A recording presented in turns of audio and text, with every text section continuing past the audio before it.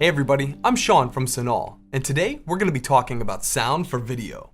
Sure, you may know how to tell a story visually, but research shows us that even if it's shot well, viewers won't sit through content with bad audio. So let's try something. Here's a dramatic example of poor video quality, but with solid sound. While it's not visually pleasant, you're still listening and are able to follow along with the sound of my voice. If the story is strong and your sound is up to par, viewers will be more forgiving of visual mistakes. Now, let's invert our experiment and use clear visuals with poor sound. The subject, in this case me, is properly exposed and in focus, but the quality of the audio is so bad that I bet you're considering closing this video. But bear with me. As you can see and hear, getting good sound is vital to the success of your video, and it really doesn't have to be super complicated. Sure, we could unpack tons of rules and theory, but if you're looking to keep it simple, these 5 tips will help improve the audio of your productions. 1. Step away from the camera. Your camera's built-in microphone is just not going to cut it. Get close.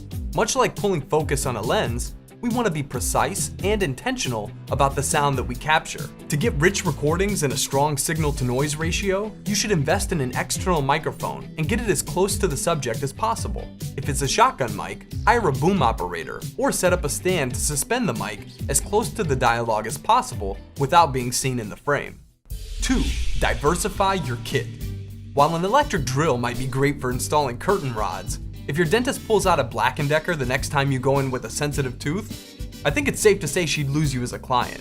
That's why it's important to choose the right tool for the job. A lavalier may serve you well when shooting a talking head interview in a quiet space, but it'll probably leave you cringing when trying to record dialogue outdoors. Having a solid shotgun, lavalier, and handheld microphone in your bag will ensure you're prepared for any kind of job. 3. Tame that room. If you're shooting indoors, you're going to want to consider the acoustics of your workspace. Have lots of flat surfaces, bare areas, and parallel walls? Chances are your recordings are going to be full of springy echoes, and unless you're going for a Phil Collins vibe, your content is going to come across as cheap and unprofessional. Dressing your set with rugs and dense furniture, and breaking up the flat surfaces with curtains and artwork can help soak up the waves. If changing the aesthetic of the room isn't an option, you can set up acoustic blankets on light stands, just out of frame, and they'll deaden the echoes. You can even use moving blankets in a pinch. 4. AGC? Just say no.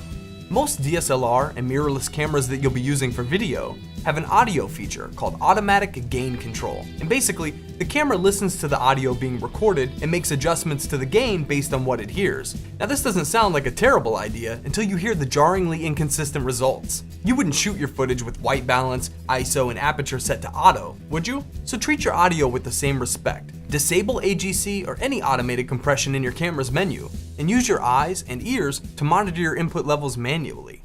5. Use your headphones. Just as a DP will check the monitor to see how the camera and lens are interpreting the scene, you should be using a quality pair of studio monitor headphones to detect everything that's happening sonically in your production. To identify any problems that can be eliminated before you say action, throw on your headphones, grab a mic, and sweep the location for issues before you start shooting. For problems that can't be caught beforehand, using an accurate pair of headphones during the shoot to discover gain staging issues, slurred speech, or airplanes flying overhead will save you from pulling your hair out when mixing the sound during your edit.